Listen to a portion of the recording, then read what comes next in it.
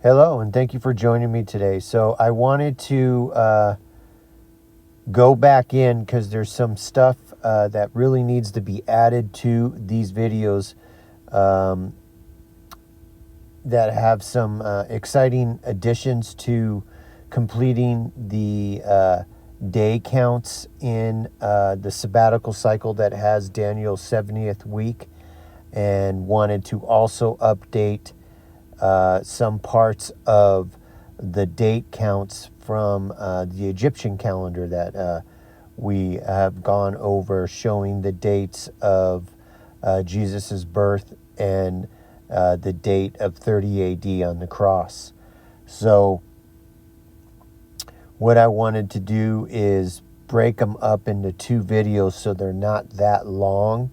So what I'll do is break them into two videos and have part one and part two, and then I'll upload one complete video with parts 1 and 2, so they can be broken apart and not be that long, and then one video that would have both parts in it, just to see which, may survive into this sabbatical cycle after the rapture and the start of, the tribulation and Daniel's 70th week inside this sabbatical cycle that started on October 18th this year of 2024. So let's go ahead and just dive into the start of the video, and then we'll go ahead and there'll be the updates throughout this video, and it'll be broken up into two parts. So again, thank you for joining me today, and let's go ahead and start the video. Let's just open up in prayer, and then we'll jump right into the video. So, Father, thank you for giving us this time that we can have together here. I pray that you fill us with your Holy Spirit. Help me to present this case precisely and understandably, so it's easy to understand, Father. And I pray that the believers watching this video, that you would give them ears to hear and eyes to see, and pray, Father, that what you are leading us in through the Holy Spirit in presenting this, to either present that it is true or present that it is off and it is not concise and true. Please open us up to that. I pray that they would test it and look at the things through your word as well, and test everything that we're going into. And if anyone's watching this, that's listening, that's not a believer, I pray, Father, that you will draw them to you, Father, that they would accept you, Lord Jesus, as their Savior, Father. And I just pray that they would be drawing in as they watch this video to come to a relationship with you, Lord Jesus. So I pray and ask all these things, Father. In Jesus' name we pray. Amen and amen. Okay, so let's just jump right into this. What I want to do is start with the year of Jesus' ministry and the age that he was. So where we can go into, and we want to pull up, and when we look in here, we can go into Luke chapter 3 here, where it shows the genealogy of Jesus. We can pull from this when you read Luke 3:23, and it says, "And Jesus himself began to be about 30 years of age, being, as was supposed, the son of Joseph, which was the son of Heli."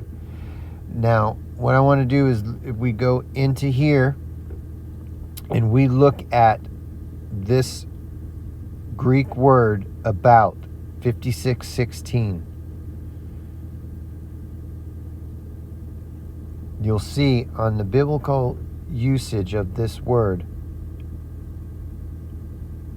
it was as it were, had been, as though, as, like as, or like, or more importantly, about or nearly, meaning before numerals and before a measure of time. So we always kind of assumed that Jesus was 30 years old when he started his ministry. So if we look at the sabbatical cycles and how they line up, and you go 30 years old, we'll show, and we're going to go over in the calculator and bring up the sabbatical cycles and show if we're using 4 BC as the year of Jesus's birth, then 30 years old, it's going to be 27 AD when he turns 30. And then we know that he had about a 3 to 3.5 year ministry. And we want to see how that's going to line up. And then we want to know kind of that time period of where he started his ministry, which I believe is somewhere around in the springtime and going into Passover. And we'll go back into that. But the big thing I wanted to show here is to show that he quite wasn't 30. So he was somewhere, let's read that again in Luke 3:23. And Jesus himself began to be about 30 years of age. So we know it's a numeral integral before that. So we would be looking at that he's going to be somewhere in the age of 29. He would be in his 29th year. And somewhere in that part, most likely the spring and Passover is where he would have started his ministry. And so if we go into John chapter 2, we will see here as well, this is the part where he's at that wedding in Cana. And that's when he does his first miracle, really prior to him starting his ministry, of turning the water into wine. And even if we look at John 2:4 here, you'll see that Jesus says to his mother, as we look at John 2:3, and when they wanted wine, the mother of Jesus saith unto him, they have no wine. And in verse 4, Jesus saith unto her, woman, what have I to do with thee? Mine hour is not yet come. So he has not necessarily started his ministry at this point yet. So if you go then after he does the miracle, turns the water into wine, in verse 12, after this he went down to Capernaum, he and his mother and his brethren and his disciples, and they continued there not many days. And so then John brings us up to the first Passover, the cleansing of the temple. So right here at Passover in springtime of his 29th year, being 29, so he'd be about 29 and a half at Passover. From trumpets to Passover is exactly 6 months. And when you're looking at the counting of the months and weeks of months, weeks of years, weeks of days, and weeks of weeks. So that's exactly 6 months from trumpets to Passover. This is where we can then say that he started his ministry. So now let's pull up the calculator and go into the calculator and let's work the numbers from his birth year of 4 BC. And then really quick, I want to just do a quick overview on this because again, you'll want to go back and look at the 100% videos the first 2 videos, which I'll label 100% on the sabbatical cycles, on all the other stuff we've proven with the sabbatical cycles, showing that it's dead on, plus Leviticus 25 on the sabbatical cycles and pointing to the 6th year and everything that we had proven there as well.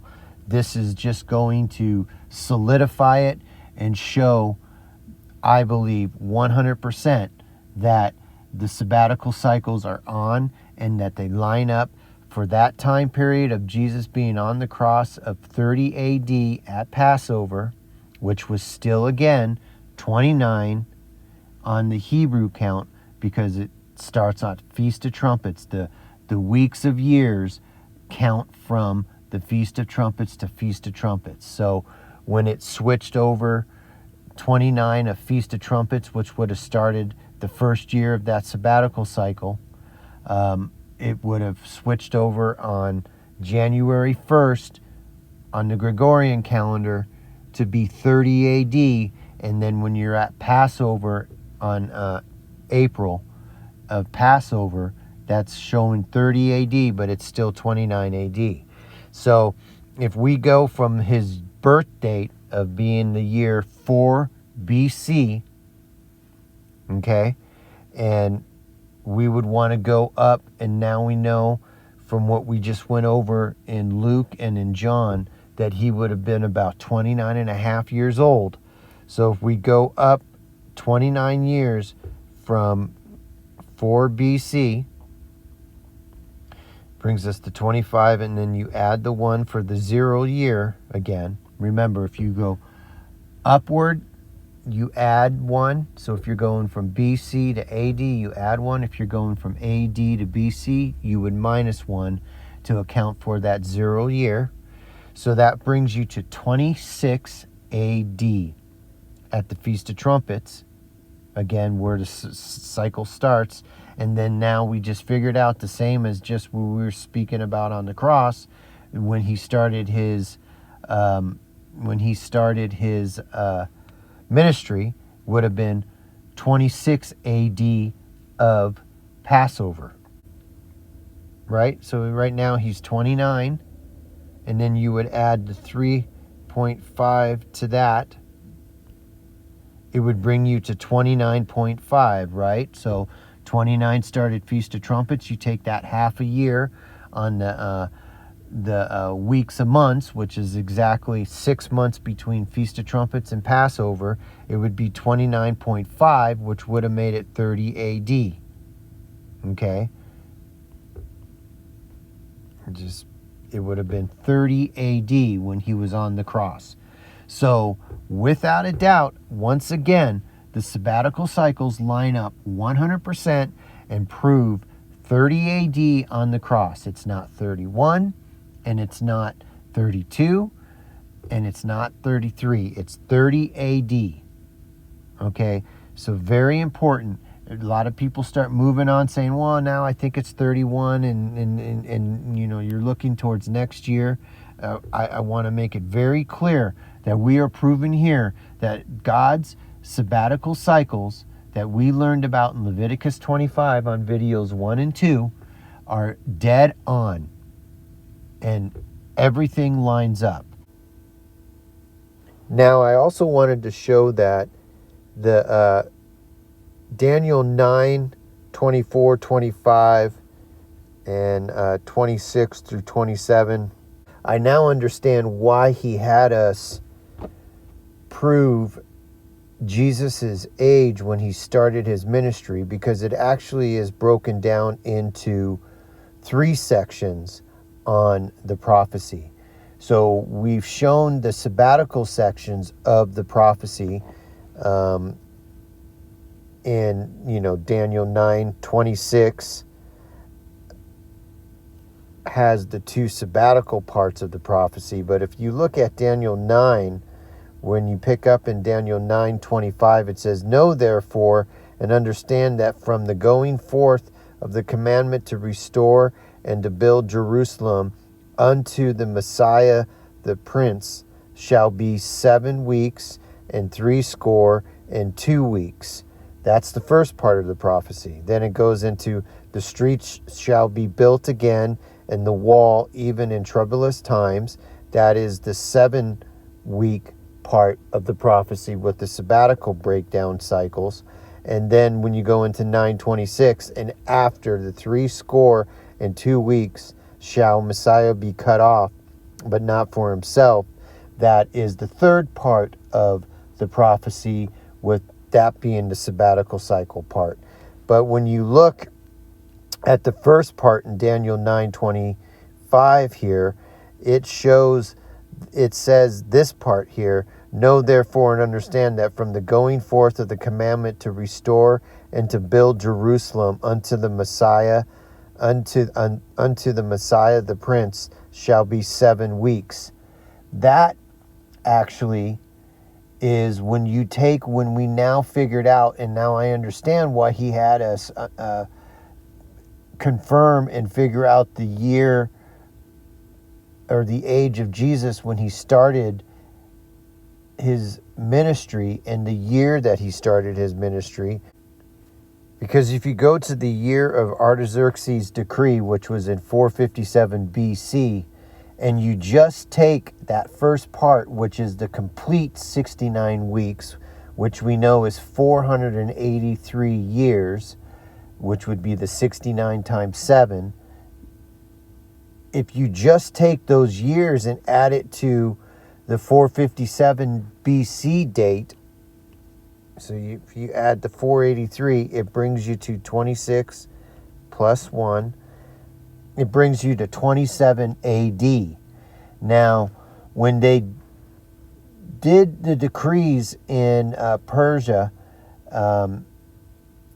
the Persians ran their year from Nisan to Nisan as well. And when the kings would do decrees, they would do it at the start of the year. So Artaxerxes actually made his decree in 457 in Nisan. So this brings us up to 27 AD of Nisan, which we figured out is, obviously it's still 26 AD at the Feast of Trumpets, and it's the same idea when you're on the cross. So, and we know that Jesus started, his age was in 26 AD. He was 29 years old at Feast of Trumpets. But if you go up a half a year forward to Passover, you roll over January and it turns into 27 AD at Nisan, which equates to that 483 on top of the 457 BC date. It lands exactly at 27 AD of Nisan, which is still 26 AD of when he turned 29. So he was 29 and a half years old when he started his ministry at 27 AD of Nisan time frame wise. So that just blew my mind as to why he actually had us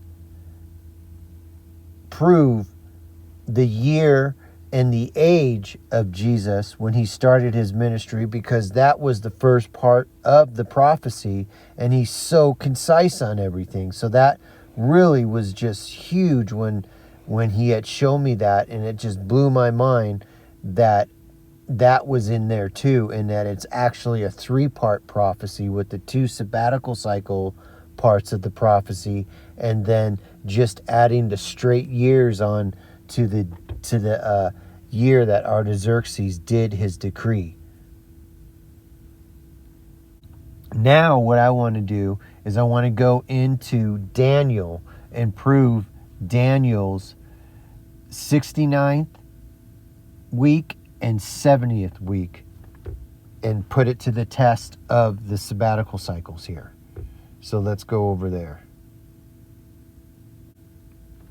Okay, so now we look at Daniel 9, 24, 25, 26, and 27 is the prophecy that God gave Daniel through Gabriel, showing when the Messiah would show up, and then the 70th week, which would be the last week, which this is the prophecy of fulfillment of restoration of the plan for man, which we went over in all the other videos, in the saving from sin, everything that we went over in the other past videos, again, that you can go back through and go into much more detail, but I want to keep it kind of an overview on this as we're moving it through, so this video doesn't end up being too long. Now, it's important to keep in mind what we're showing on the sabbatical cycles here, and how they line up, and how you have to think like the Jews would know what they're reading and thinking. It's important to know that they were looking for the Messiah. They were looking for Jesus in that day. In fact, in that exact sabbatical cycle, they were looking for him, because everything we're going over and learning, they knew. So, and Daniel's book is so precise. If you go into chapters 9 and 10 here are going to be about the 69 weeks, and then that 70th week, and then chapter 10 is going to be on that 70th week. Chapter 11 is in such detail of historical what was to come in history, that they tried to say that Daniel was actually written after Jesus came, because it was so precise, and it was so precise on the history of the empires, that they called it the dark years, or the quiet time of the Bible, in between the Old Testament and the New Testament. But actually, Daniel chapter 11, it's not. He gives it in precise detail. And then chapter 12, again, going into the 70th week and bringing it back up. But it's such precise detail that they tried to say that it was written after Jesus had come. But again, the people of the day, the Jews of the day, they were looking for the Messiah. So the fishermen, like the disciples, they had what was called the Septuagint. Now that was, what that is the Greek translation of the Old Testament that happened 3 centuries before Jesus even was born and showed up at this exact time. So, and all that is Septuagint is the Greek word for 70, because what they did is they took 70 top scholars, and I think over probably something like a 7 or 10 year period, they translated the Hebrew Old Testament into the Greek. So almost like where we have our Bibles nowadays, where we can go back and forth through our Bible, they had in the language that they spoke, because no one really spoke Hebrew, it was all Greek at that point of history and time. They had the complete Old Testament, and they had the book of Daniel. They knew the differences between weeks of days, weeks of a day, weeks of weeks, weeks of months, weeks of years. They knew all this when it would talk about different ways of explaining it. Just like they knew, you basically have 4 different ways. You got a week of days, which is the 7 days week, just the same way that we live under now, which is 1 week is 7 days. It's not 10, it's not 11, it's not 8, it's not 5, it's not 6, it's 7 days. That was a week of days. Then they also had a week of weeks, which is in Leviticus 23, and of course Genesis 1 shows that first week of days, which is the creation week, where all the sabbatical cycles actually start from, which we learned in the first 2 videos on the sabbatical cycles. Then you've got the weeks of weeks, which is Pentecost, and that's in Leviticus 23. And then you have weeks of months, which basically the they start their year in Nisan as opposed to Tishri for the weeks of years. They start in Nisan because was based, they used the moon, and the moon would base everything off of setting up their feasts for that year. That's why the first feasts start in Nisan, and then in the 7th month of the fall starts the 3 feasts of trumpets, Day of Atonement, and Tabernacles. So the only feast again that actually starts on the very first day of the month is in the 7th month, because they would start counting it from Nisan to Tishri, from Tishri to Nisan, and that would be the weeks of months. Then you have your weeks of years, which is Leviticus 25, which shows you the sabbatical cycles, and those start from Tishri to Tishri, Tishri to Tishri, which is Feast of Trumpets to Feast of Trumpets, the 7th month to the 7th month, the 7th month to the 7th month. So the Jews understood that. Just like there's also 4 different days. You have a day, which is a 24-hour. Then you have days of the weeks, which is we just went over, which is 7 days. Then you would have a day of months, which is where they base their months off of.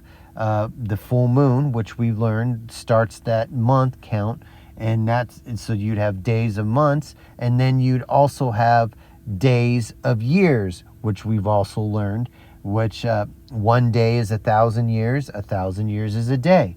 Then even in prophecies in Isaiah, where you would say he would delineate what a day might be. So where he would say you owe 7 days, and for each day that would be a year. So for 1 year for each day, so that you would have 7 years. Okay, so he'll delineate that in there. So the Jews would know this, and again, the Jews had the Septuagint, so it wasn't like they had to go to the temple and read the scrolls to or hear what the teachers were teaching and all that. They actually would have a copy of it. So they were looking for Jesus to come, is what I'm getting at. They knew that it's not by happen chance that the laymen like us nowadays that have our Bibles, we don't need a preacher or a teacher necessarily to teach us. We can go right to our Bible and read it. Well, that's why the fishermen knew. The disciples knew. They were looking for the Messiah. The ones that weren't were the ones that were running the temple, and the Pharisees and the teachers in the ones in the temple. They weren't looking, and they missed it, but the laymen didn't. So that Septuagint was translated 3 centuries before Jesus was even born and before Jesus even came. So there's no way that Daniel could have been written after Jesus had already came, because it was already translated from Hebrew into the Greek.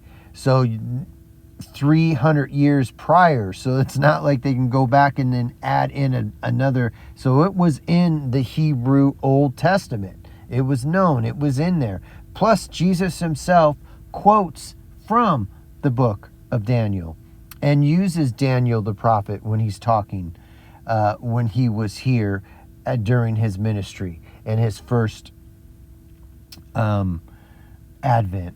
So it's without a doubt, you cannot disprove Daniel, and the exactness of the prophecies can be none other than God. You can't disprove it. It's impossible. That book was written centuries before Jesus came, without a doubt. I wanted to make that point also as well, that they would have been looking for. They were looking for. They knew that exact, which we're going to go back in and show this exact sabbatical cycle. They knew that by what we're going to read here in Daniel 9:24, when the Messiah should have shown up. And that's why the laymen, the fishermen, they all believed. So I think that's a big point to make, and so I just wanted to take a side note on that as well, and kind of make that point. So let's just read the 70 weeks and the Messiah, the prophecy given to Daniel from God through Gabriel. So in Daniel 9:24, let's start there. It says, 70 weeks are determined upon thy people and upon the holy city. Now again, before we go on, 70 weeks are weeks of years. Okay? So 70 weeks are determined upon thy people and upon thy holy city, to finish the transgression, and to make an end of sins, and to make reconciliation for iniquity, and to bring in everlasting righteousness, and to seal up the vision and prophecy, and to anoint the most holy.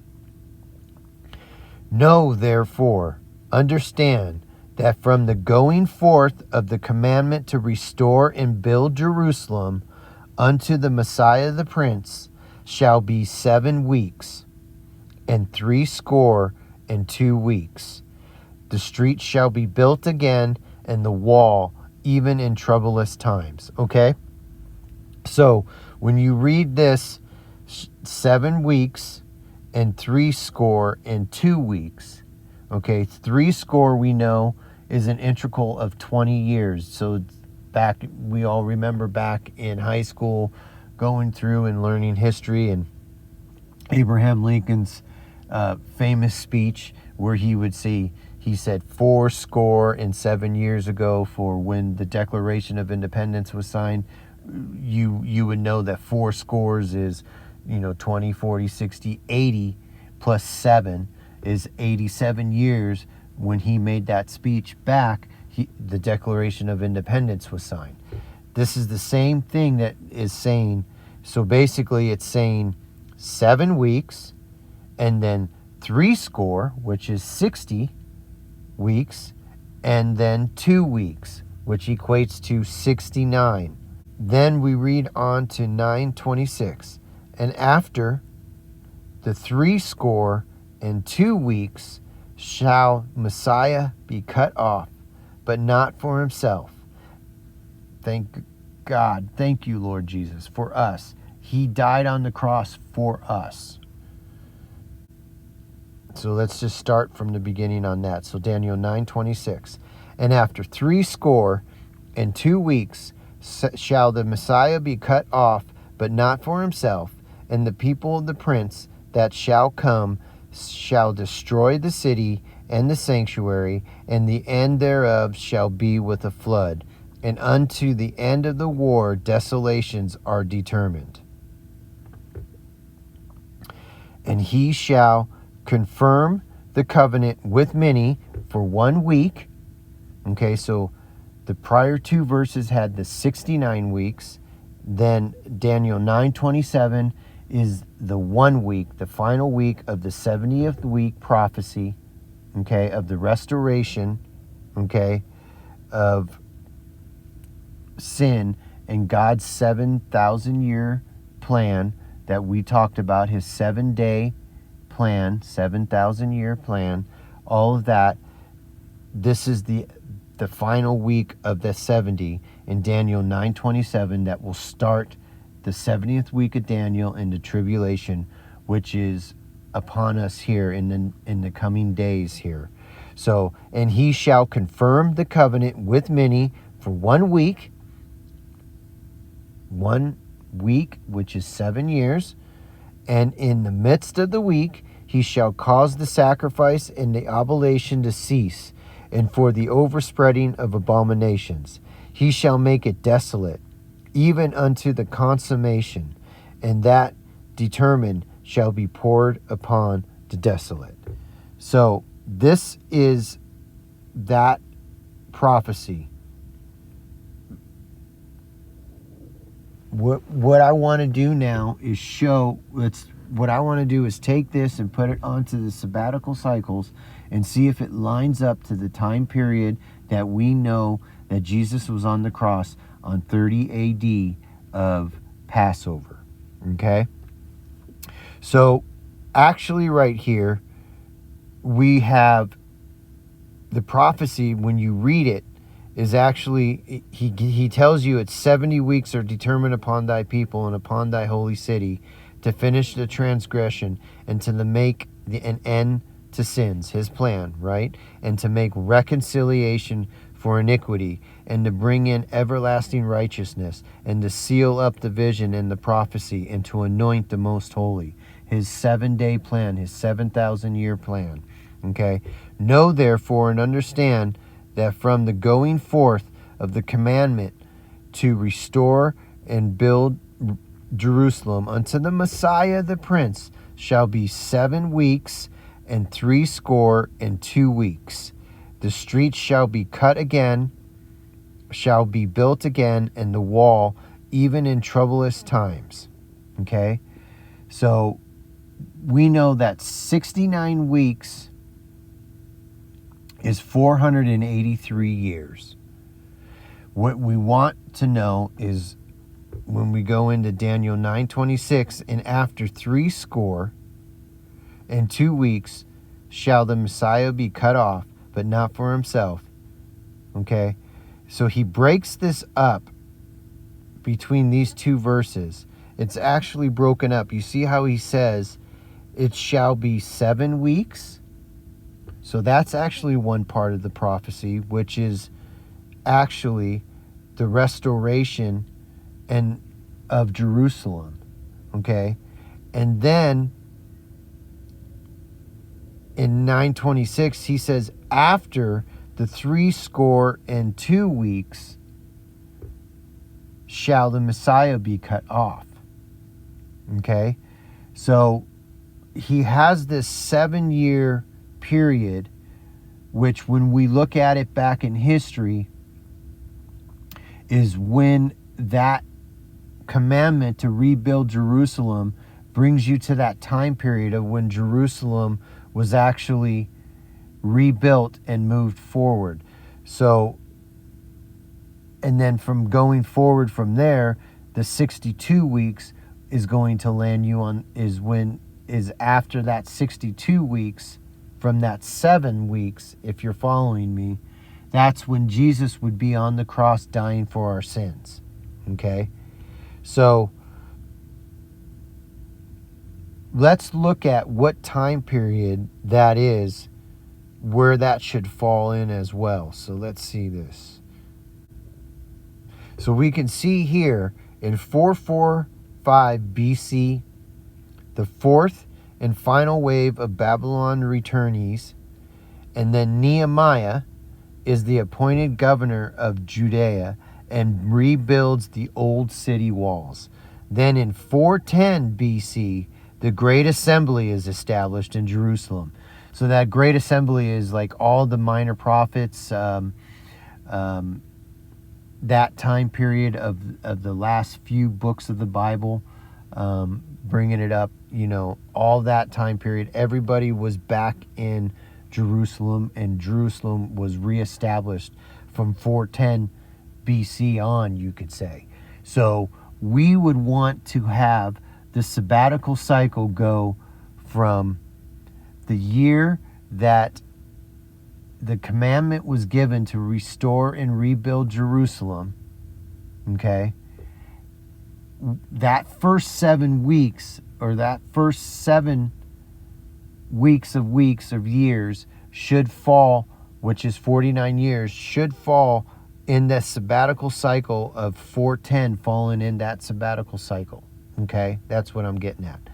Then we want to look at what year was the commandment to restore Jerusalem, which was done by Artaxerxes, the king of Persia at that point.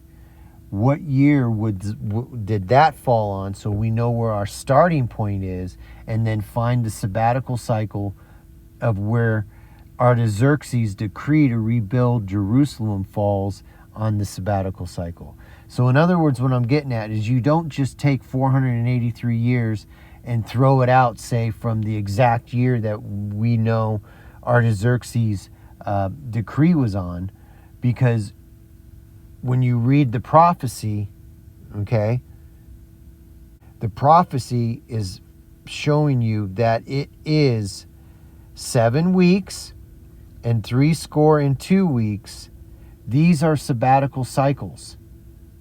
So you're not going to start a sabbatical cycle halfway through it if the decree falls somewhere, let's just say halfway through the sabbatical cycle. You don't start it there and go 483 years up. Then you won't fall on the clean sabbatical cycles that we know we wanted to prove that it's at that time period of, because he's concise in Daniel 9:26. He says, and after the 62 weeks, the 62 weeks, after the 62 weeks from the restoration of Jerusalem, shall the Messiah be cut off. So that means the 69 weeks were complete.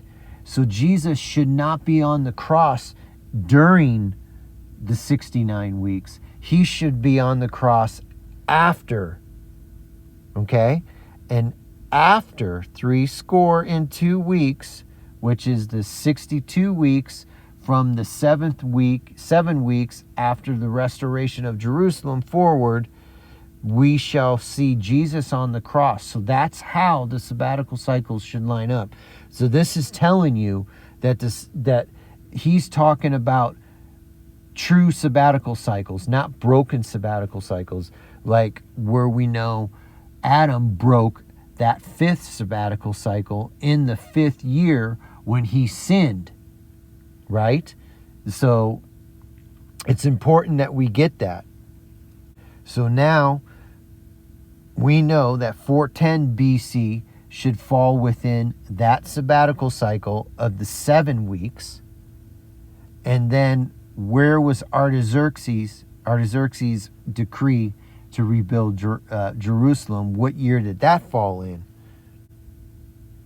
So Artaxerxes' decree, so the Artaxerxes, by his 3rd decree of 457 BC, gave sovereignty back to the Jews, okay, and they set up their own government and courts. So the commandment to restore Jerusalem started in 457 BC. So we need to find the sabbatical cycle. Where does that, it might be dead on. I don't know. I don't think it is. We'll look at it. But 457 BC, it's saying now when we go back here from 457 BCE, right? Know therefore and understand in Daniel 9:25 here that from the going forth, just like we understood in John when he said, or in Luke when he said Jesus was about, that Hebrew word about, that meant a time integral before 30, right? Well, this is saying it's saying that from 457, that from the going forth of the commandment to restore and build Jerusalem unto the Messiah the Prince shall be 7 weeks and 62 weeks, 69 weeks, right? So he's saying here that if that 457 is on year 5, let's say, okay, you can't start counting from year 5 of that other cycle. He's telling you that the cycle starts from the next one, the going forth, okay? From the going forth, there's going to be 69 weeks of years. The 69 weeks of years are continuously rolling throughout history. They don't change. You don't cut them up, and you don't add 483 to a middle of a 69th week. That's why it's important that how we learn that we need to know where the sabbatical cycle is. And now we know that you know what the 7th year of the sabbatical cycle always is, because if the number of AD or BC divides by 7 evenly with no decimal, then that's your sabbatical year. So now let's go to the sabbatical years here and use the dates that we had. We had 410 BC for when Jerusalem was complete. That part of the prophecy. And then we had Artaxerxes' decree that starts the whole prophecy off in 457 BC. So now let's go to the calculator and let's line this up to the sabbatical cycles and see if this proves once and for all that these sabbatical cycles are dead on. Okay, so we know we're in year, we want to start with year 4. Well, let's see, let's break it down. We know that there's 7 weeks is 49, right? So 7 times 7 is going to be a 49-year period. So we want that in our equation. And then we know the leftover 62 weeks from that 49 is going to be 434 years for a total of 483 years. Okay? So if we're in the year 457 BC, when Artaxerxes does his decree, does 457 BC divide by 7? Let's see. No. So that's not the sabbatical year. And we want to go forward, not backwards. So we want to make sure we're starting the sabbatical cycle on the right year. And we want to start on year 7, because the prophecy has given us a complete total years of 7, okay? So you don't want to flip it over to the first year of the sabbatical cycle, and then you'll be off a year. It's got to go from the 7 to 7, so it's incorporated in the first years of each cycle there forward, okay? So if we're going to go forward, let's go forward 1 year.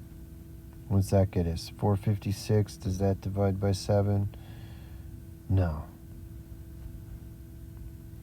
Let's go forward 1 more year. What does that get us? 455. So let's see if that divides by 7. Okay, perfect. So 455 is the 7th year of the sabbatical cycle. Okay. 455 BC. Artaxerxes' decree was in 457. And 454 is the first year of the next sabbatical cycle.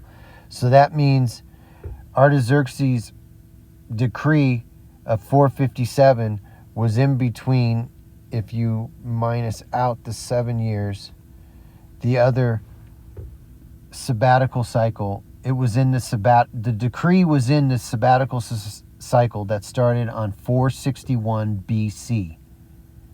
He decreed it in 457.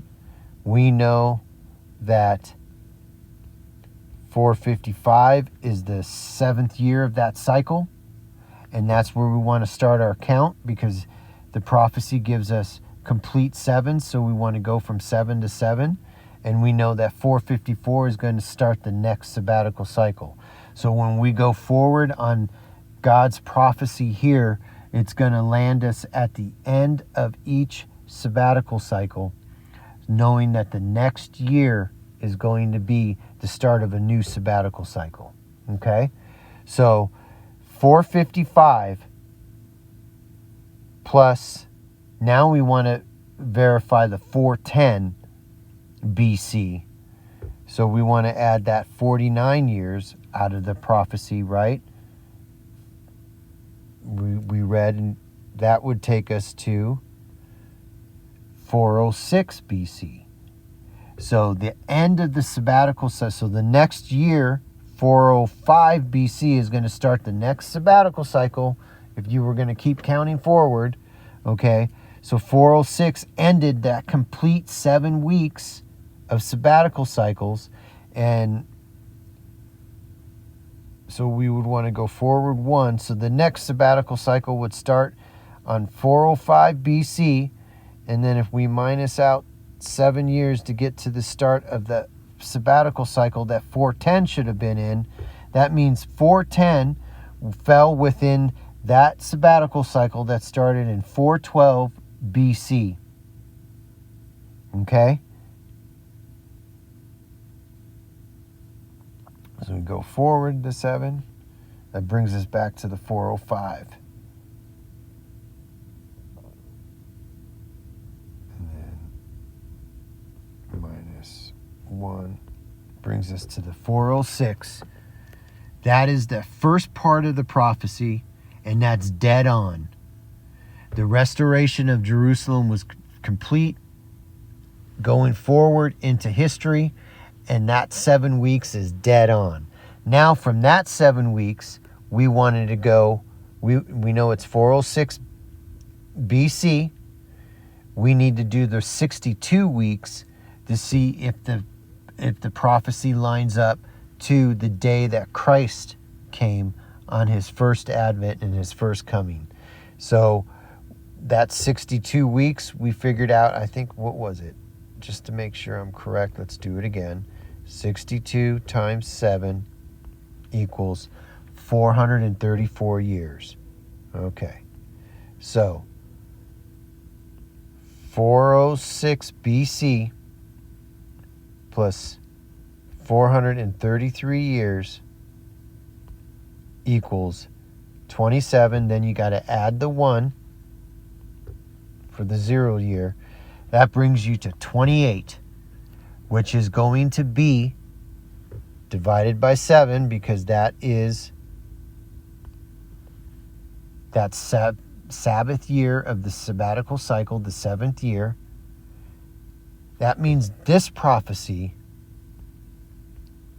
this part of the prophecy, is dead on as well, because that means then the next year for the start of the cycle is 29 AD at Feast of Trumpets.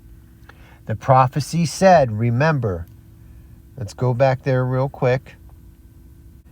The prophecy said in Daniel 9:26, and after the 62 weeks from the 7 weeks, after the 62 weeks, the 62 weeks, shall Messiah be cut off. Okay? So that means it has to be a new sabbatical cycle. It can't fall within the same sabbatical cycle that the 69 weeks were, or the 62 weeks from the 7 weeks of the restoration. Okay? This is dead on. Without a doubt, dead on. It's 100% dead on, because Jesus then went to the cross on, let's go back to the calculator, 29 AD.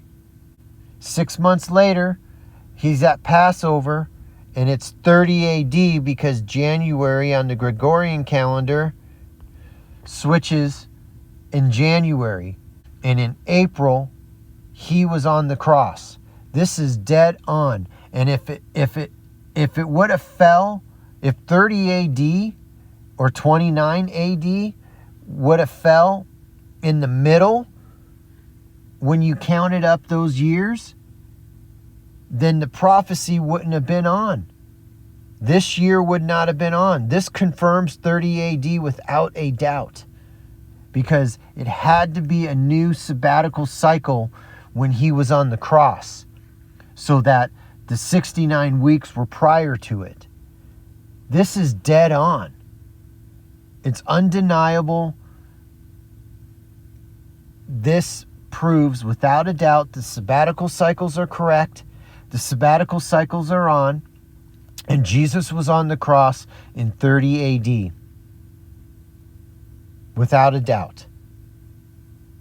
So now, if we go back to that first video, we know that everything is exactly 1 day is 1,000 years, 1,000 years is a day.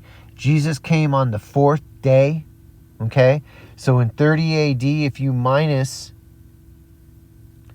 4,000 years, like we already know, right? It brings you to 3970 plus minus that extra 1 in there to count for the 0 year. 3971 is exactly 4,000 years to the day from what we figured out, and we already learned in our first 2 videos. If you watch those, on that was where Adam sinned at Passover on 3971. Okay?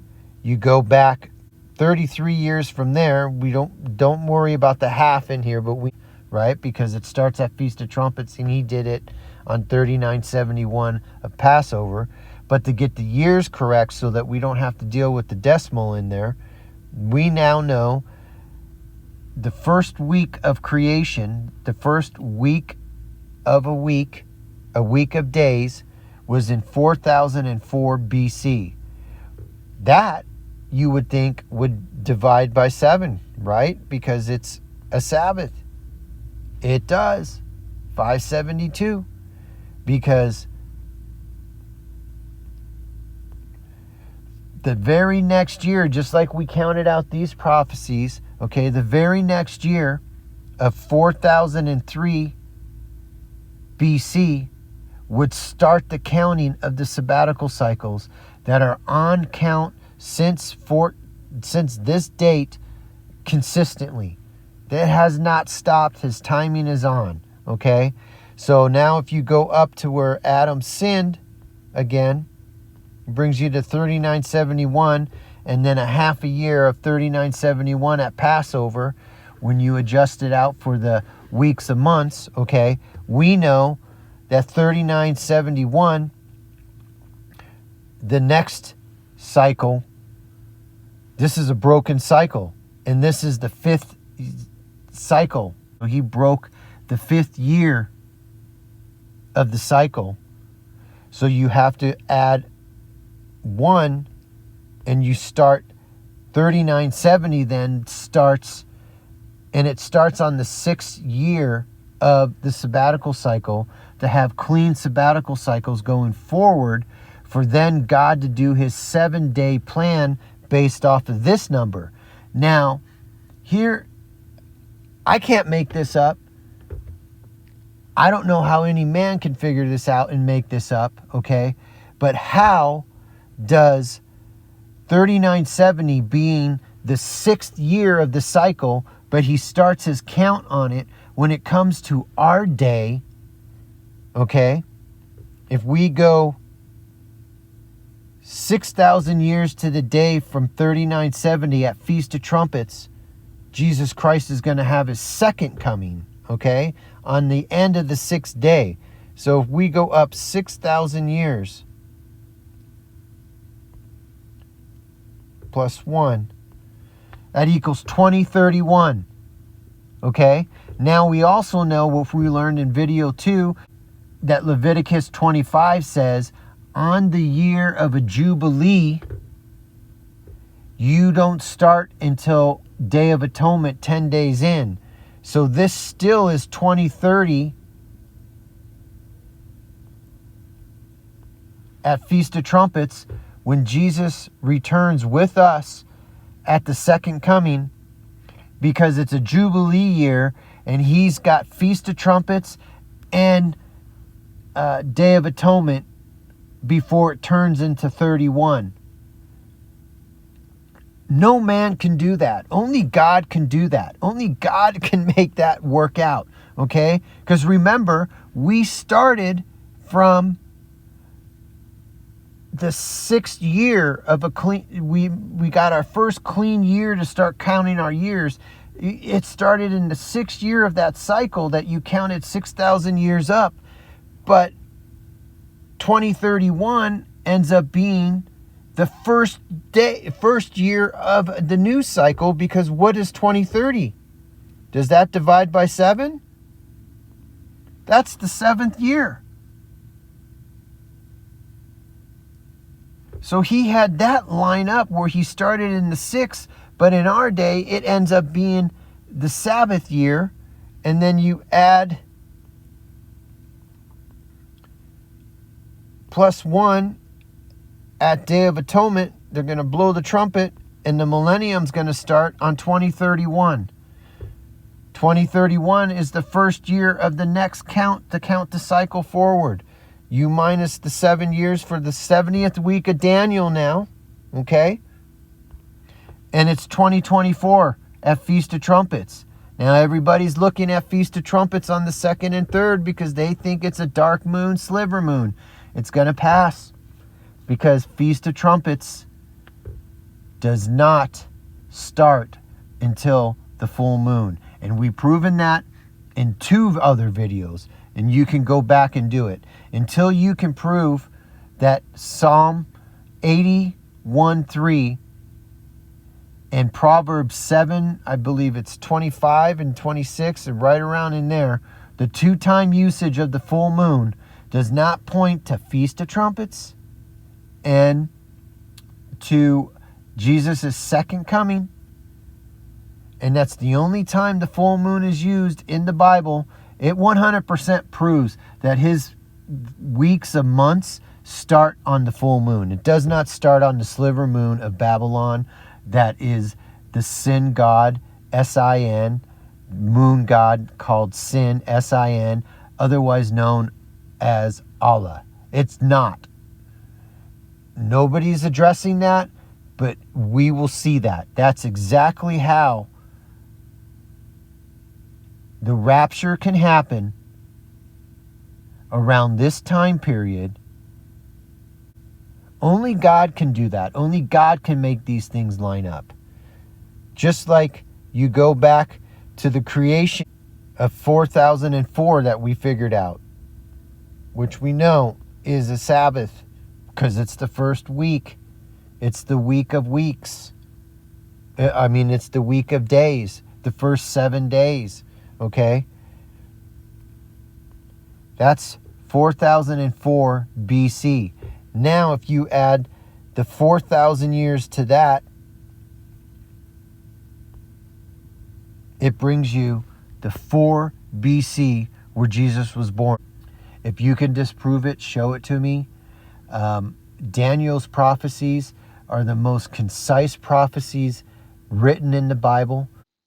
So now knowing that Daniel's book is so concise and to the day, I want to move on here real quick and go into the 70th week and prove that. So we have proven from the sabbatical cycles, the year counts, that the 6,000 years for his return will be in 2031, the start of the millennium, which will still be 2030 on Feast of Trumpets because it doesn't start till the 10th of the month on Day of Atonement, which leaves 2030 still there for that 7th complete week of the 70th week of Daniel. And of course, we've proven the 4,000 years to the day for Jesus' birth and Jesus' first coming on the cross and dying for our sins.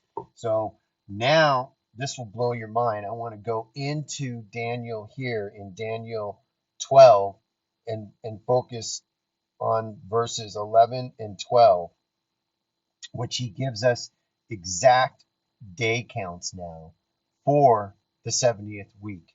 In fact, 11, it gives you the day count from the great day of the Lord, which would be the halfway point of the 70th week in the tribulation.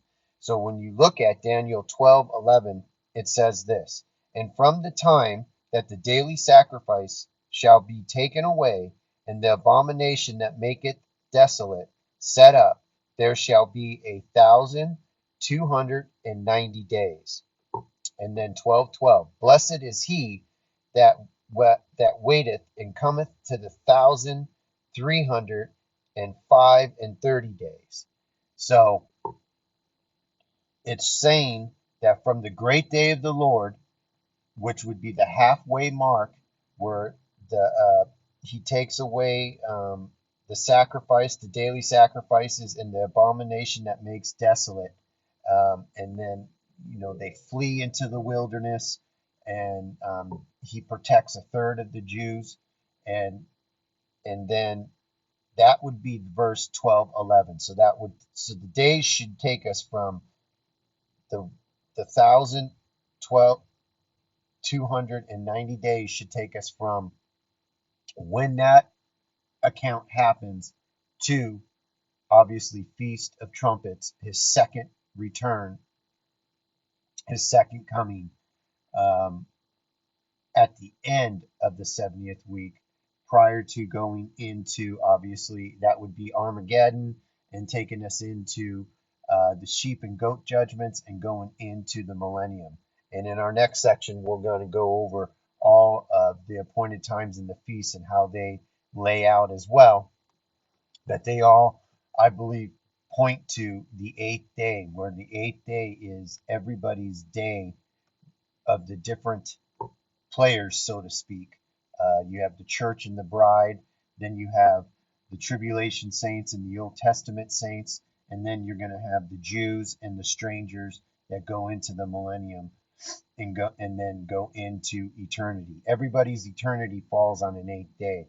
So, and then I believe Daniel 12:12 here is pointing to when that day, if you make it to the 1,305 and 30 days, that would be going through the sheep and goat judgments and the judging of the nations, um, and where that time period would fall inside the start of the millennium.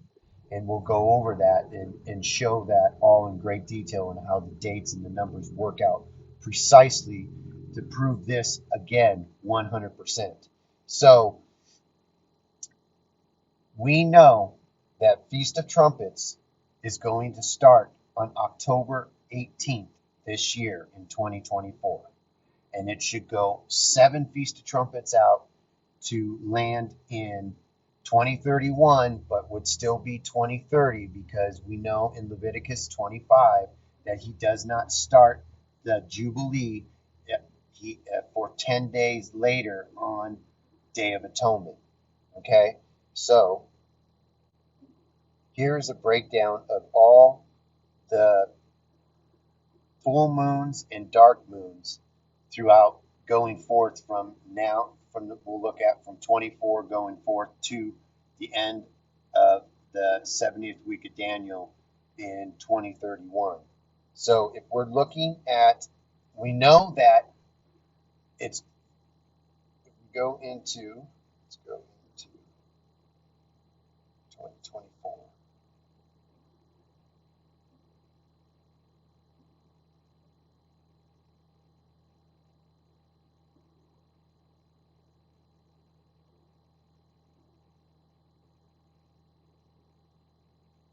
So here you see on Thursday, October 17th, is the full moon. So the next day, once you spot the full moon at night, so you're able to tell that everything lines up like we went over, where the full moon and the sun line up at the horizon, and then the star Abib is in the constellation that would be for that month. Okay, that night that you see that, then the next day is new moon day. It's the new first day of the month. So Thursday, October 17th in 2024 is going to be the full moon. So the next day, which would be a Friday, October 18th, is going to start the 70th week of Daniel. So if we go to 2031,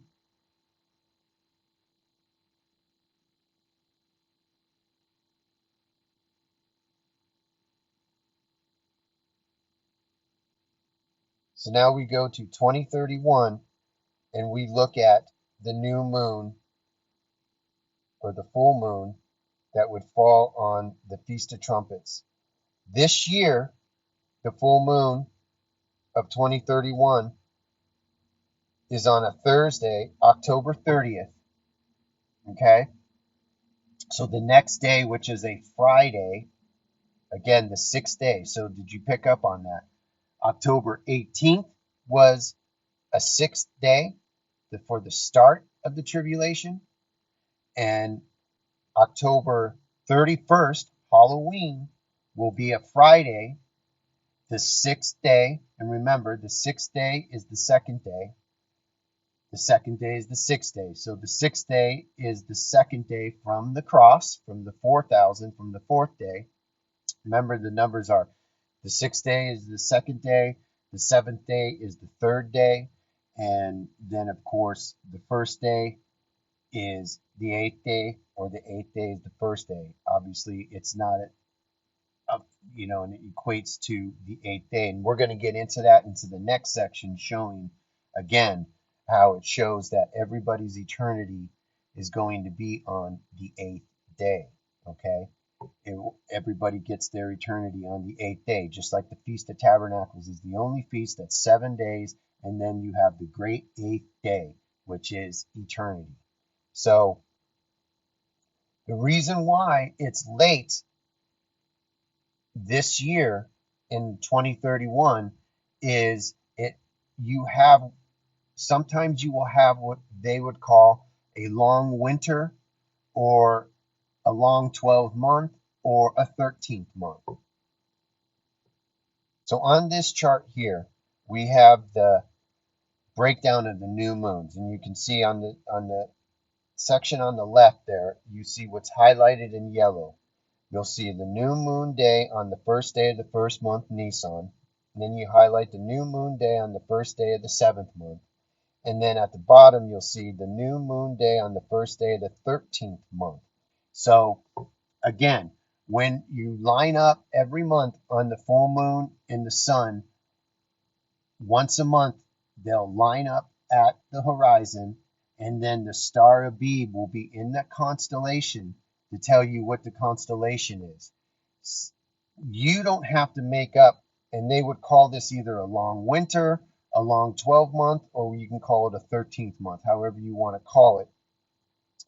If Abib does not go into the constellation to start Nisan that month, then you know automatically it just has a long winter, they would have called it, or a 13th month. Nobody adds it like we do our leap years and say, okay, this year we're going to do a leap year or whatever, however they work that out. It does it automatically on the moon cycles. The moon cycles do it automatically. Humans don't need to do it. So why that's important, and why you see that Feast of Trumpets and Passover is later that month, okay, is because of that long winter, because Abib did not move into the next constellation until the next month that the sun and the moon lined up at the horizon. So let's just look at April 4th, 2015 was the start of that long winter, okay? The star didn't move into the constellation. So if you go to the next section, the next following year, the lineup of the feast, you'll see that Passover starts in May. That's why sometimes you have a May Passover. And then you see Feast of Trumpets starts on October 28th of 2015. So it starts down towards the end of October. So if your Feast of Trumpets or the Passover is starting later in, then you can come to the conclusion that you know that the year before, or the month before Abib there, it had that long 12th month. And again, this is the counting of the weeks and months. This is how God counts his weeks and months. So you see, if you look at October 8, 2014, Feast of Trumpets is usually at the start of October, right?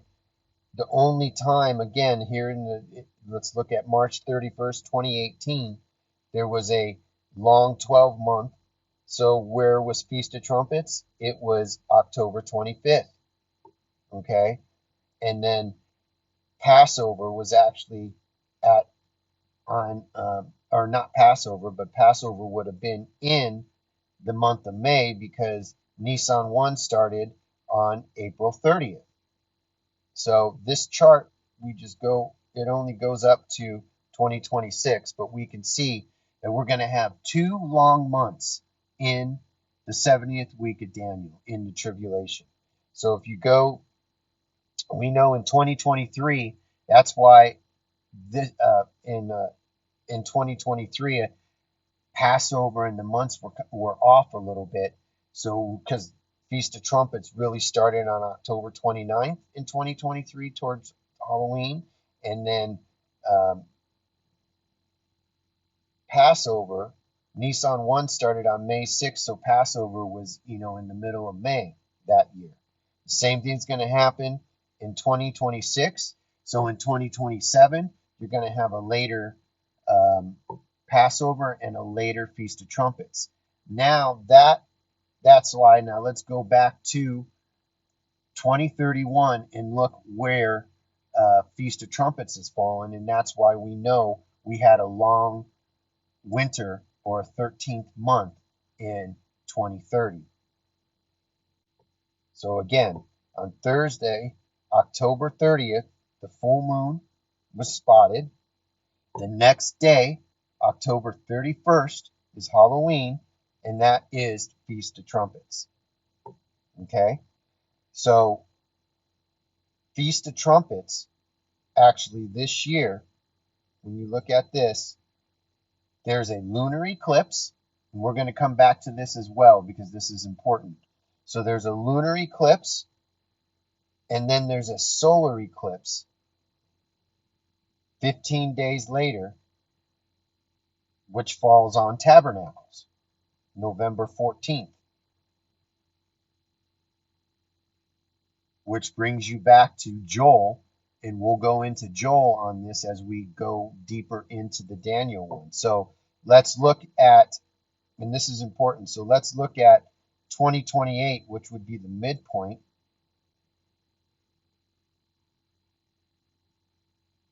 of the 70th week. And when you come up to Feast of, you'll see that there's another lunar eclipse and solar eclipse in July and in January. There's a lunar eclipse and a solar eclipse. That's going to be important because we will come back to, and then Feast of Trumpets that year is not late, I don't believe. Nope, it's on October 3rd, the full moon. So October 4th would be Feast of Trumpets in 2028 at the midpoint of the 70th week of Daniel. So now we go back to and look at Daniel 12, 11, and 12, 12. Again, blessed, or let's start in 12, 11. And from the time that the daily sacrifice shall be taken away, and the abomination that maketh desolate set up, there shall be 1,290 days. Blessed is he that waiteth and come to the 1,305 days. So in the past, the scholars always got messed up on the fact that it says it's 1,290 days, and everybody in scholars past, they would use an exact 30-day month for the moon or for the counting of weeks of months and stuff. So they would base it off and say, well, that's 1,260, and then you have 2,520. That's 7 years, and then you try to do your calculation off of that and work all that out. But they couldn't figure out, why does he add 30 days to the 1,260 and it's 1,290 days? Well, this is where Daniel is 100% proven, and I don't believe unless you were in our time now that you could do that and figure out why these numbers don't jive with everyone trying to jive out 1,260 and 2,520, basing it off just a 30-day month. And then you have the where he says there will be a time, times, and a half a time. He doesn't give you a number count on that. He just lets you know that that is 3.5 years, but he doesn't tell you the number count on the years. Here he gives you the number count, and nobody could make these number count jives. Why doesn't it line up? Well, we really don't. I mean, the lunar cycle, when we were just looking at the moon cycle, it's like 29.5. The dates don't line up. The important thing that you need to look at, or we need to look at when we're going to prove this prophecy and show that the 70th week of Daniel starts on October 18th, is you're going to go from Feast of Trumpets to Feast of Trumpets. That is your Shemitah cycle. That is your sabbatical cycle. So if you do that and you go from Feast of Trumpets in October 2024,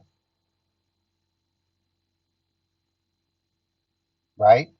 And then this time you're going again to prove the numbers. You're doing it from, because this is a Jubilee in 2031. 2031 is a Jubilee. So the Jubilee starts 10 days in the month of Tishri. The month of Tishri, the Feast of Trumpets, starts on October 31st that year. So if you go up 10 days in from that, you're going to fall on November 9th of 2031 is Day of Atonement. That is your complete 70th week of Daniel's week count, okay? So it's not 2560. And now we'll show and prove how Daniel proves that out. And what God showed Daniel is God knew that, obviously. That's why this is 100% God. God knew that. So when he gave us the day count, an exact day count, he was giving us an exact day count, knowing what the exact day count would be in the time period that we are right now when you're listening to this video, okay? So going from the Feast of Trumpets on October 18th of 2024 to the Day of Atonement on November 9th of 2031, that is actually 2,578 days, okay? So if we take the 2,578 days and divide that by 2, you come out with 1,289 days, really close to that 1,290, right? That Jesus said that God gave us in Daniel. So this is the split mark between trumpets and not even trumpets and trumpets, because remember this time it's a Jubilee. So it's actually the split mark between trumpets and Day of Atonement. So that 1,289 day, so let's go to, we're in 2028. Okay, good. So if we look at 2028 and we look at where Passover would be, which should be right around, which would be the 3.5, the times and a half a time mark of a 7-year period. So Passover, Nisan 1 starts on April 10th, the next day after the full moon. That's going to make Passover, if you go from April 10th and then 14 days forward, 2 weeks forward, it's going to make Passover on Monday, actually April 24th, on the dark moon. Once again, how do you have a solar eclipse the day Jesus was on the cross? You can only have a solar eclipse when you have a dark moon. You can only have a lunar eclipse when you have a full moon. Again, I believe that's another proof of it. Even though it was longer than a normal eclipse, God's going to use his creation to use his signs and use his how he would do things, I believe. You can take that to the Lord and pray about it, but I just think that's another thing that shows 100% of how God uses the full moon and counts out his weeks and months. Okay, so April 24th is Passover in 2028. So now if we go from November 9th of 2031, which is the Day of Atonement, and we already figured out that that Shemitah cycle from trumpets of 24 to Day of Atonement of 2031 was that 2,578 days.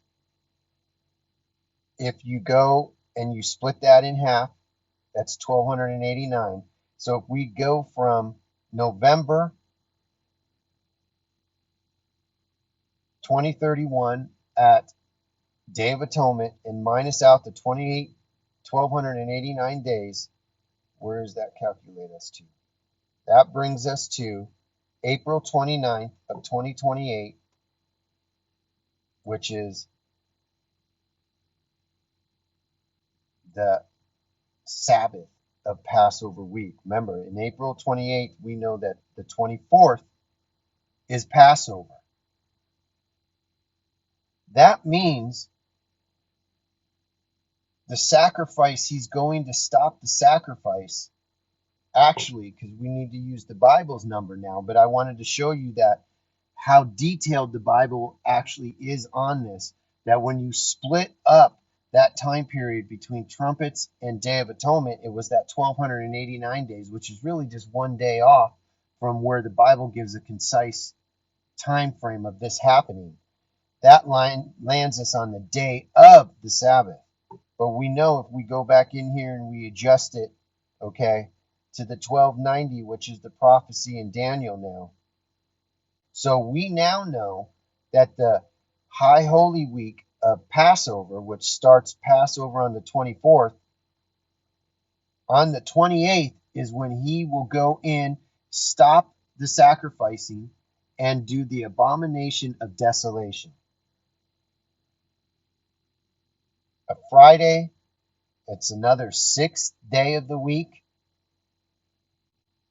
So now we want to look at the second part of the prophecy and the exact day counts that he gives us. Okay, so we know he gives us an exact day count in Daniel of the 1290, which is dead on. We just figured that out. Then he also gives us an exact day count of 1335.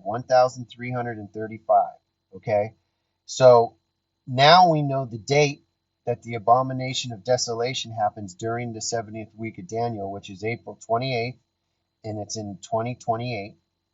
Okay, if we go forward 1335 days,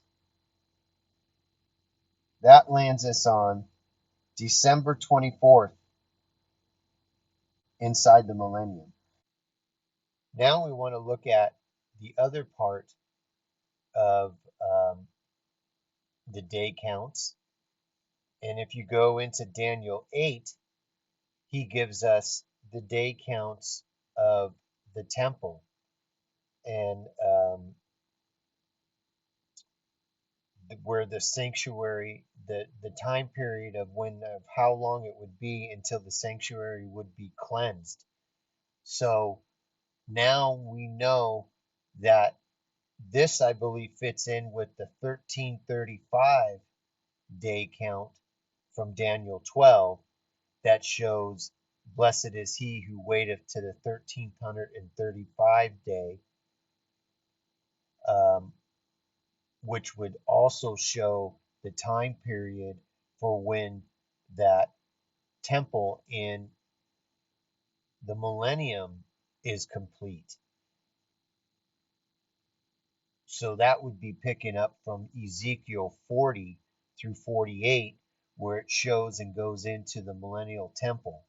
So this goes back and he gives the exact day count of how long it would be from when the third temple that would be decimated, and that would be where the abomination of desolation and all that would happen, and how long the cleansing would be from the third temple of the tribulation up into the temple in the millennium. So if you look at Daniel 8:13, he says, Then I heard one saint speaking, and the other saint said unto that certain saint which spake, How long shall be the vision concerning the daily sacrifice, and the transgression of the desolation, to give both the sanctuary and the host to be trodden under foot? And he said unto me, Unto 2,300 days, then shall the sanctuary be cleansed. So if we look here and we go from the December 24th date of 2031, which the 1335 day count equated to, and we go back 2,300 days, this should tell us when the temple would be built in the tribulation for that third temple that would be trodden down. And then the time frame from that temple of the 2,300 days forward, that would land on December 24th of 2031 in the millennium, which would be the millennial temple that is in Ezekiel 40 through 48. That gives great detail onto that. So if you go and you put the 2,300 days in there and go back from December 24th, it lands on September 6th, which again, this actually lands on the Sabbath, and it's of September 6th of 2025. So that third temple seems that it will be complete on September 6th of 2025. Now that's going to land right in right before, because I believe they'll still be going off the dark moon and sliver. So that means that the temple will be ready next year for the fall feast, right before they would be setting up Feast of Trumpets, Day of Atonement, and Tabernacles in 2025. So if we go to 2025 and we look at where Feast of Trumpets is going to be at in 2025, going off where they would do it off the dark moon and sliver, you would see that would be September 21st would be the dark moon. And you'll see that on September 21st, he marks this again, this exact time period, with a solar eclipse and a lunar eclipse. So if you go back to, remember, it was September 6th that temple would be completed. On September 7th is the full moon. So it's starting the 6th month by the true calendar, right? At the full moon, he shows a blood moon lunar eclipse. It's a total lunar eclipse on September 7th, which September 8th would start the 6th month of that year on the true full moon calendar, God's calendar. Their dark moon is going to start on September 21st, so September 22nd would be Feast of Trumpets on the dark moon sliver, and you'll see that Feast of Trumpets is marked with a solar eclipse. So it seems that he is marking this time period right there, showing that this would be where the third temple in the tribulation is built and ready to go, set right before they're going to start their sacrificing, and moving all the way forward to December 24th seems to be inside the millennium, where remember, he would, blessed is he who waiteth to the 1335th day in Daniel 12. So I believe that's where these dates point to. So you look at Daniel 12:12. Blessed is he that waiteth and cometh to the 1305 5 and 30 days. So that's where the two connections there on those dates line up. And those are all the day counts that he gives in Daniel. Now we need to look at the day counts going back to the day counts that are going to also now be in Revelation. Because in Revelation now we go back to the 1260, where in prior times, scholars in the past always looked at the 1260 being half of the 2520, which equated to equal 30-day months and all that, and which we now have been able to figure out, and he has revealed to us how to look at those numbers in what we just went over. So now when we look at the 1260 dates, those are going to show, and the two 1260 dates point to the two witnesses and their days of 1260 days, and then where the woman flees into the wilderness and is protected for 1260 days. So we want to go in there and we want to look at those dates and see where they fall, which I believe is important to the current time frame that we are in right now inside this sabbatical cycle that started on October 18th, which holds inside that the tribulation and Daniel's 70th week. And I believe the 1260 days show us for where the two witnesses would be showing up in the beginning of this cycle, and how close we are now to the rapture and the harpazo happening, because of course the witnesses will not show up until we would be at that point harpazoed up in heaven and seeing that first seal to be broken by Jesus, that would then reveal the Antichrist. So it's really close in all those days. And when we look at these 1260s, I think it'll show how close now that we are coming up onto Tabernacles, which is going to start on Friday, November 1st, and it will end on Friday, November 8th, which would be the great eighth day. So let's go look at that and see where these dates fall.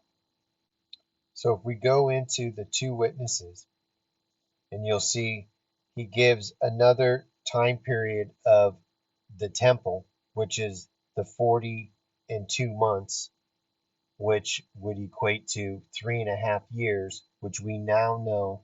We figured that out in doing the number counts of where that day fell, which would have been the halfway point of the sabbatical cycle. Again, that started on October 18th, and the abomination of desolation that will happen on October 28th of 2028. And we know that that halfway point was April 29th. So let's look at that. Let me confirm that. So we know that the 1290 days going back from November 9th, which is Day of Atonement, landed on the abomination of desolation on April 28th. And we know that that halfway point was 1289 days, and that fell on April 29th. So when you look at Revelation 11:2, or if you just start it from the two witnesses and read from 11:1, and there was given me a reed like unto a rod, and the angel stood, saying, Rise and measure the temple of God, and the altar, and them that worship therein. But the court which is without the temple leave out, and measure it not, for it is given unto the Gentiles, and the holy city shall they tread under foot 40 and 2 months. So the 3.5 years up until the second coming, which we already figured out.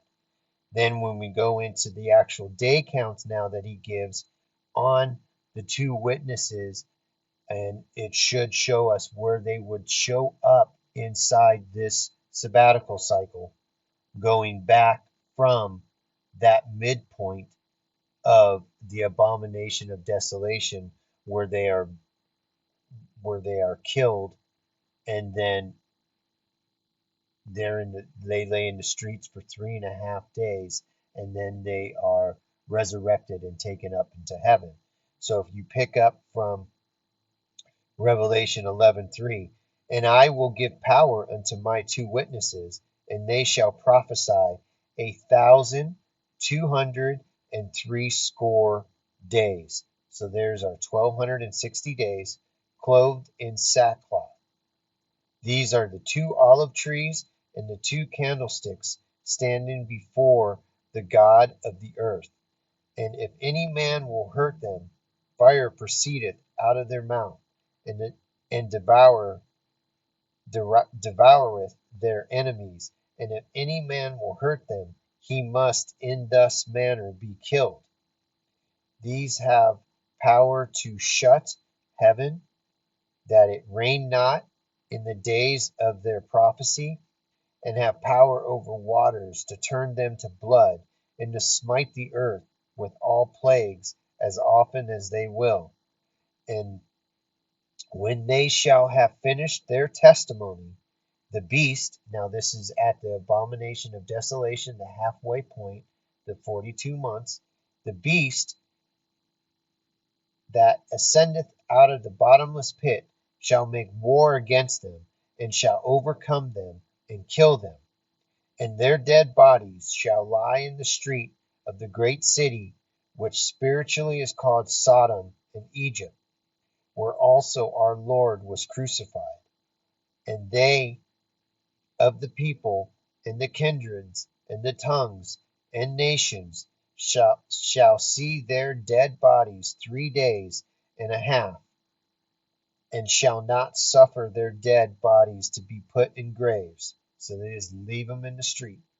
And they that dwelleth upon the earth shall rejoice over them, and make merry, and shall send gifts one to another, because these two prophets tormented them that dwelleth on the earth. And after 3 days and a half, the Spirit of life from God entered into them.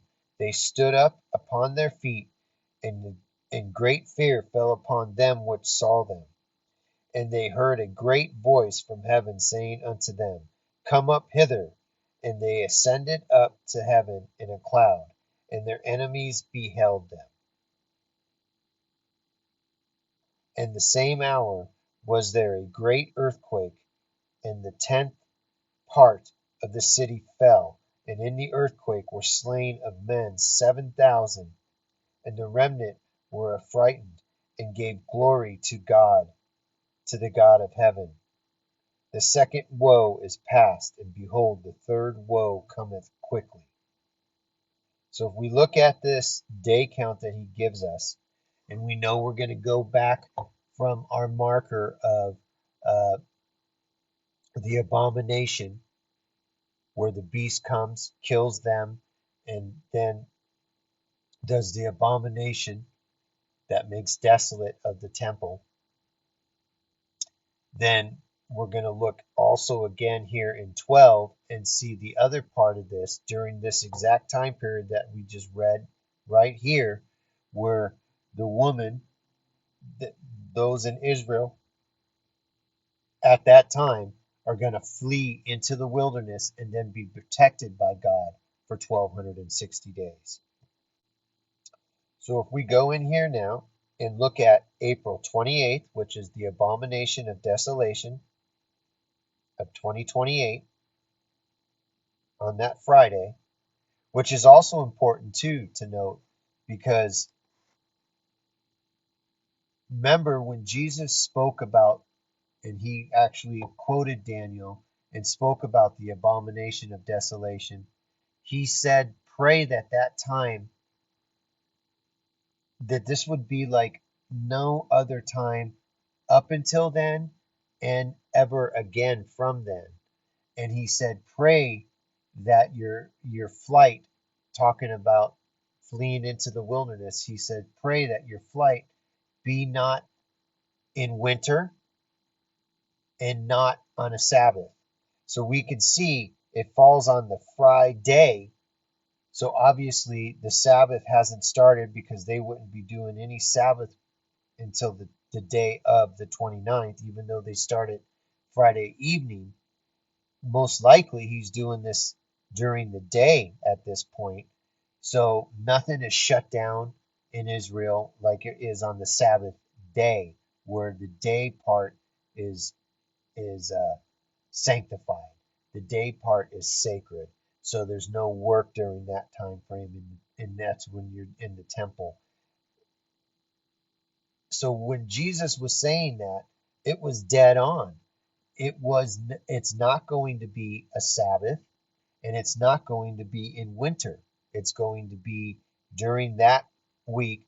Now, again, as well, we know that this week, following God's calendar in the full moon, we know this is the high holy week of Passover, but they don't, because they already did that 2 weeks earlier. They did their Passover at the dark moon sliver count. So it would have been off a couple weeks, and they would have already done all that. So they wouldn't even be thinking that this is the high holy week. And it's not falling on a Sabbath, and it's not in winter. So if we go back 1260 days from April 28th, that falls on November 15th, which is 1 week after. So we know November 1st, which is coming up, the day after Halloween, starts the Feast of Tabernacles on God's calendar. In the evening, on Friday evening, just like a Sabbath actually, it's going to start the Feast of Trumpets. And it's going to go up until Friday the 8th. And that would be the 8th day of Tabernacles. Then 1 week later, going by these numbers, it would show that the two witnesses would then start their testimonies, would then start their ministry. So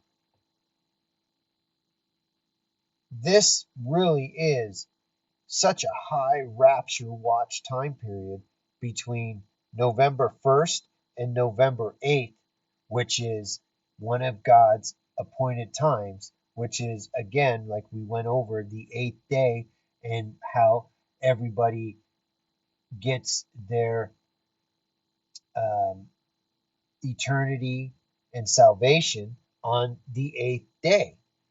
So everything is just really lined up perfectly, and it leaves 1 week before or 1 week after that time period. So Tabernacles is probably one of the highest watch times that I think we've been in, and most likely is where the harpazo is going to happen. And then, of course, we have the election on Tuesday, November 5th. Now we have everything happening in Israel, and Israel getting ready to do a second strike on Iran, and Iran talking about a strike. And then we have everything happening in Russia, and um, it's just everything is culminating around this time period, that it really is showing that these numbers are showing that inside this sabbatical cycle that started on October 18th, it seems to fall that November 15th, the two witnesses are coming. The Antichrist is going to be revealed. Plus, we have the first seal, which we would have to be gone by that time period. up in heaven watching Jesus open that first seal that releases the Antichrist, and he makes the covenant in Daniel 9:27. Now that covenant has already been set up. That there's already a 7-year covenant ready for to go for him in the United Nations. The United Nations for the last 2 sabbatical cycles have been doing covenants, and you can look it up. They basically call it their 20 their agenda 2030. So they already set up a 7-year covenant between last feast on last the last Feast of Trumpets last year in 2023, and they want it all done in 7 years. So that 7-year covenant of by 2030, which of course we know 2030 is going to be the time they want that time period done in 2030 so that they're ready for when we know the second coming is to come. And we know that is going to fall in Halloween on October 31st of 2031. So they already have a 7-year covenant that they set up last Feast of Trumpets for a 7-year period. It's ready for him to reconfirm, strengthen that covenant, and have it set up and ready to go. So all these pieces are really falling together right now. It's undeniable to not look at how all these pieces are set up. And you can do your own research on that. It's the United Nations. Think about it. Everybody signed on to this covenant as well.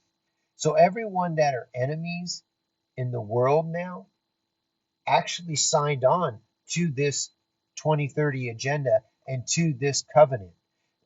The world is primed right now for all of this to happen, and we've proven it that all these numbers line up perfectly with the sabbatical cycles and the years. It's undeniable. So for that number count, the fall, exactly 1 week to the day, 8 days later, 8 days later from the great eighth day, the last day of tabernacles, is huge, which would be November 15th of 2024. And that's that first part that we just looked at of that time period, given the witnesses to go up to the abomination of desolation. And then the Gentiles will trodden down the temple for 42 months up into the second coming of what we just read in Revelation 11. So now, if we look at Revelation 12, in Revelation 12:6, he gives us the other 1,000 or 1,260 days. And so let's read that. If you read Revelation 12:6, and the woman fled into the wilderness, where she hath a place prepared of God, that they should feed her there 1,260 days. So the 1,260 days. So up until the second coming for 1,260 days, those who flee when the abomination, remember Jesus said, don't, if you're on the rooftop, don't grab anything from your house, just run to the wilderness. And again, he said, pray that that is not during winter or on a Sabbath. And again, he gives these day counts here of the other 1,260, showing where the abomination of desolation will happen, and then they would flee into the wilderness. So in other words, what is that time period during the witnesses being killed? They lay in the street for 3.5 days. The world is throwing a party. They're all merry and happy, throwing a party, giving gifts to each other. And now the second Antichrist, if you call the Antichrist, you call him the son of perdition. So we know the man of sin is the first 3.5 years, or the first part of the first 1260 days, and the son of perdition is the last 1260 days. So they're actually two separate. And this time period, this 1260, where would that going to line up on the day count for how long during that time period of the abomination and the desolation of the temple, of where the daily sacrifices have stopped now and the Jews are fleeing into the wilderness? Now we want to look at the second coming, which we know is on October 31st of 2031. And we want to go back now that 1260 days and see where it lands. So that's going to land on May 19th of 2028 on a Friday.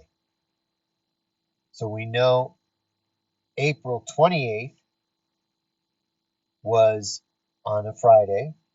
So if you just, it's basically 3 Fridays from the abomination of desolation. So about 3 weeks, about 22 days, 21, 22 days, they're fleeing into the wilderness. And then from May 19th to October 31st of the second coming of Jesus, that's where they will be fed and protected. So these dates line up. So where the thought in the past was, well, if you just take the 1260 and 1260, put it together, that's 7 years of 30-day months, and it's going to go from, it would have to go from Feast of Trumpets to Feast of Trumpets, or in this case, we've already figured out all this. If you've watched all the videos and the teachings, we know that it's a Jubilee year, so it goes Feast of Trumpets to Day of Atonement. So he was able to reveal to us now, where he told Daniel to close up the books because it's for a future time. I believe he just revealed that to us right here with these day counts. So this time period that we are currently in the current day, where we're going into Feast of Tabernacles, that starts on Friday, the 1st of November, and ends on the following Friday, the great 8th day, the only feast that is an 8th-day feast, on Friday, November 8th. Then we know that on Friday, November 15th, by these numbers that we just went over here, would show that the two witnesses are on the scene. So we can see the time period that we are currently in with these day counts and exact days that he gives us in the Bible, and that now it's being revealed to us who can see. The time is so short that the harpazo, the rapture, the church must be gone so that the man of sin can be revealed. The two witnesses can come on the scene inside this sabbatical cycle that holds Daniel's 70th week, also known as the Tribulation, of which we have also proven that the sabbatical cycles are dead on previously from the beginning of this video.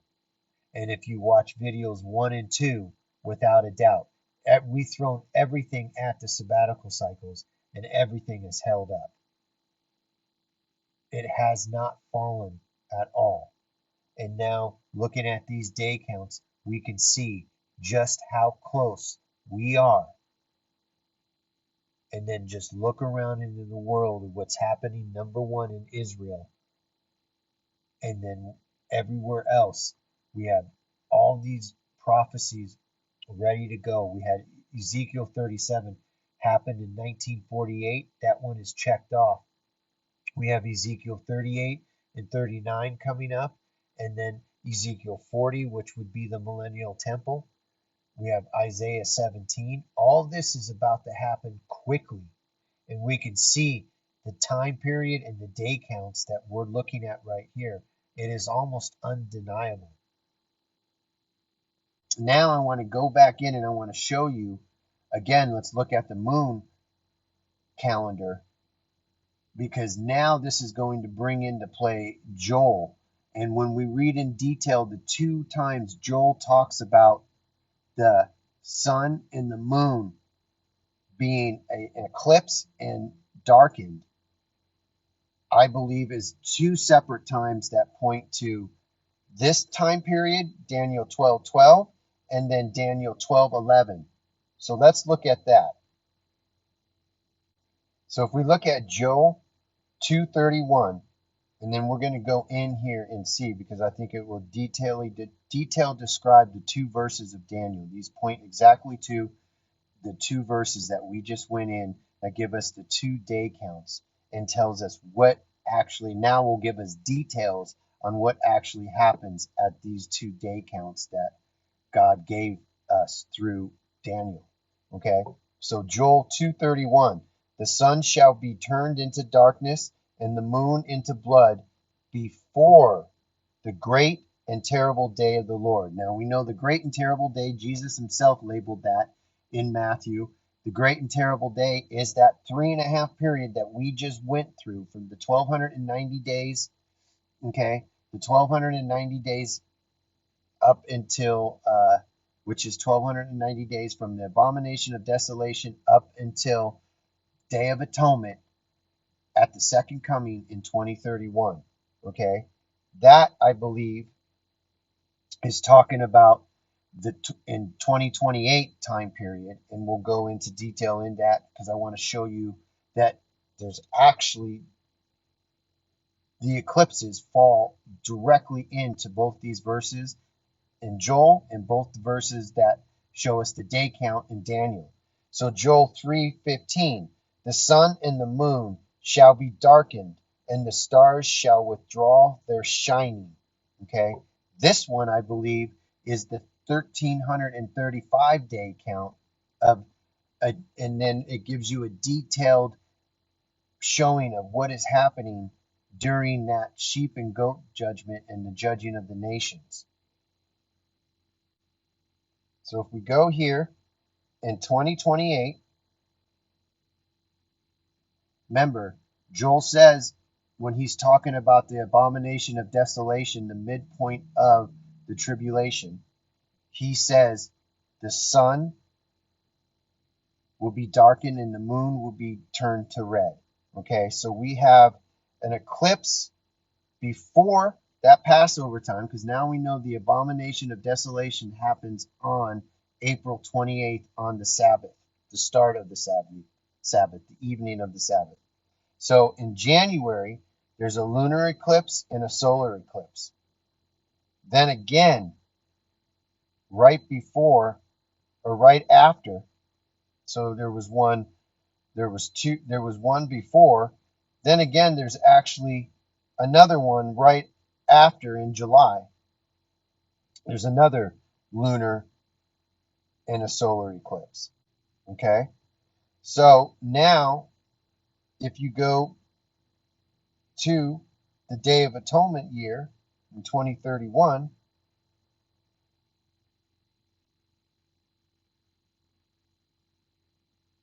you'll see there's a couple in here, right?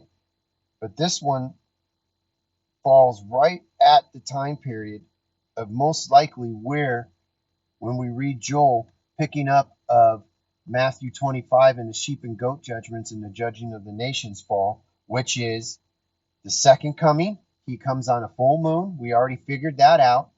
He will return on the full moon.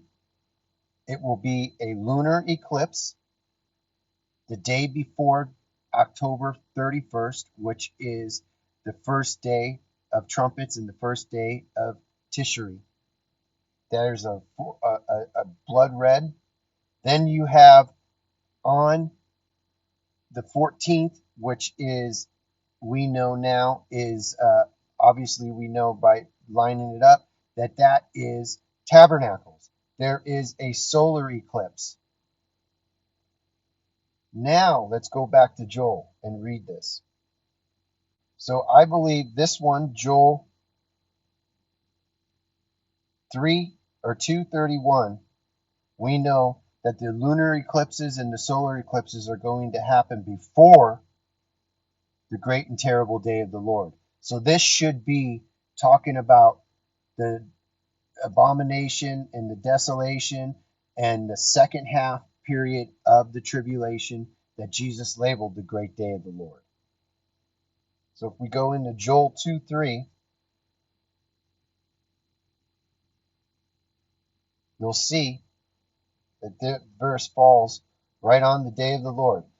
In Joel 2:30, and I will show wonders in the heavens and in the earth, blood and fire and pillars of smoke.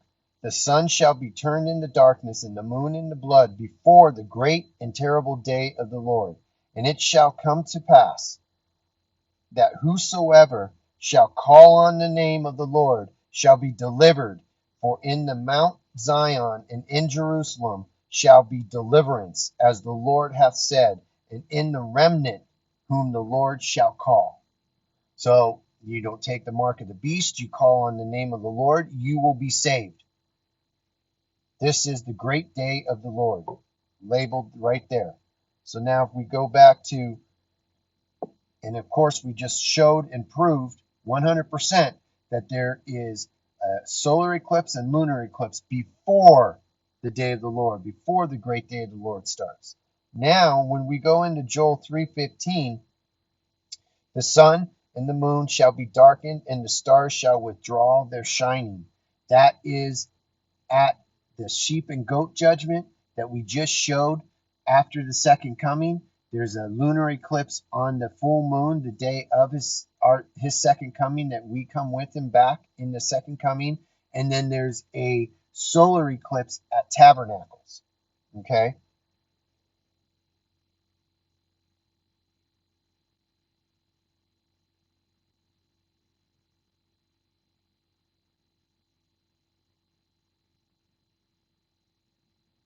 If you just read Joel 3, chapter 3, you'll see it's the nations will be judged. It points right to it, dead on, without a doubt.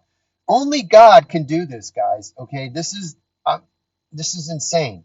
So now, if you read through Joel 3, you'll see, for behold, in those days and in that time, when I shall bring again the captivity of Judah and Jerusalem, I will also gather all the nations, and I will bring them down into the valley of Jehoshaphat, and will plead with them there for my people and for my heritage Israel, whom they have scattered among the nations and parted my land. And they have cast lots for my people, and have given a boy for a harlot, and sold a girl for wine, that they might drink. Yea, and what have ye to do with me, O Tyre and Zidon, and all the coasts of Palestine? Will ye render me a recompense? And if ye recompense me, swiftly and speedily will I return your recompense upon your own head, because ye have taken my silver and my gold, and have carried into your temples my godly pleasant things. And the children also of Judah and the children of Jerusalem have ye sold unto the Grecians, that ye might remove them far from the border. Behold, I will raise them out of the place whither ye have sold them, and will return your recompense upon your head. And I will sell your sons and your daughters into the hand of the children of Judah, and they shall sell them to the Sabeans, to the people far off, for the Lord hath spoken it. Proclaim ye this among the Gentiles. Prepare war, wake up the mighty men. Let all the men of war draw near. Let them come up. Beat your plowshares into swords and your pruning hooks into spears. Let the weak say, I am strong. Assemble yourselves and come, all ye heathen, and gather yourselves together round about thither, cause thy mighty ones to come down, O Lord. Let the heathen be weakened and come up to the valley of Jehoshaphat, for there will I sit to judge all the heathen round about it. Put ye in the sickle, for the harvest is ripe. Come, get you down, for the press is full, the fats overflow, for their wickedness is great. Multitudes and multitudes in the valley of decision. For the day of the Lord is near in the valley of decision. The sun and the moon shall be darkened, and the stars shall withdraw their shining. The Lord also shall roar out of Zion and utter his voice from Jerusalem, and the heavens and the earth shall shake. But the Lord will be the hope of his people and the strength of the children of Israel. So shall ye know that I am the Lord your God, dwelling in Zion, my holy mountain. Then shall Jerusalem be holy, and there shall no strangers pass through her any more.